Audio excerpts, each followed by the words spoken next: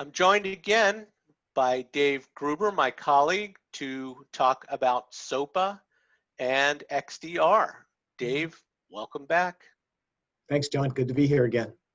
Security technologies have forever been very heterogeneous, especially in the large enterprises that we tend to cover. So XDR kind of poses a proprietary solution there. How does that work? How are we going to rectify or get around the fact that most of the security controls are heterogeneous, and now we're trying to push a homogeneous solution in? So here's how I think about this. There's an opportunity for organizations to begin to assemble one or more pieces. If we take the typical security stack, it includes a lot of security controls. When you can put 2 together, 3 together, 4 together, 5 together, you begin to simplify the process. You begin to see more, begin to get more clarity. It's not a rip and replace mindset with this thing. I think the way you have to think about it is, where can I start? How can I add value by beginning to stitch together 1, 2, 3, 4, 5 controls? As you bring that telemetry together, the picture gets clearer. Imagine a lens on a camera and you're turning the focus ring and you're bringing more and more clarity. And that clarity is simply coming from more automation, more correlation, and in the end, less time spent by the analysts having to do that in their own mind. Little by little, the analyst gets more efficient because the tool does more of the work. Yeah, good answer. And I mean, these tools have to be open. XDR has to be open because people will consume them in phases. Now, the exception to that, I think, is smaller organizations, organizations with fewer security personnel, maybe certain industries like state and local government, academics, healthcare, where they have an acute need for detection and response improvement. So they may be able to throw out more technologies sooner rather than later.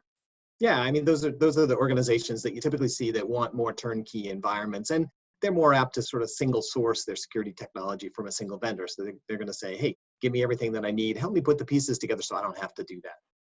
Yeah, to me, that's a sweet spot of the market, at least to start. Now, in the enterprise, XDR is going to have to coexist with SOC tools, so threat intelligence platforms, SIMs, SOAR platforms. How does that work in your mind? As every organization or every security company tries to reduce the complexity in the environment, this drive to simplification, what we're doing is we're bringing together pieces of the equation, and then people are pushing them out as platforms.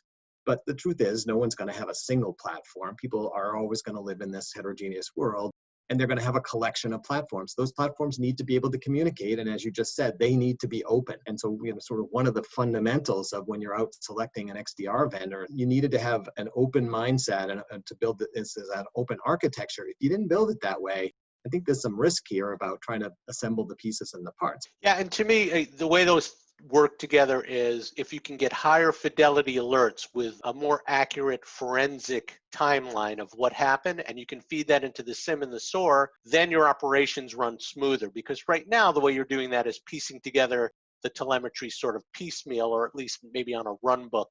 But here you're getting a lot of the primary data in a compact, already analyzed format up to the operations platform, so that adds efficiency. Yeah, you know how we often talk about the security operations as a funnel, where the funnel's real big at the top when all the telemetry comes in at the top, and you narrow it down as you correlate more and more data, and you understand incidents, and you prioritize, and eventually you determine your actions. Well, this closes the funnel a little bit. Instead of being a really wide funnel at the top, hopefully this solution set helps close the top of the funnel up a little bit and makes that process a little faster and require a little less effort.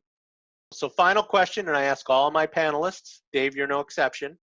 What do you think the future is for SOPA? And in this case, you can extend that to XDR.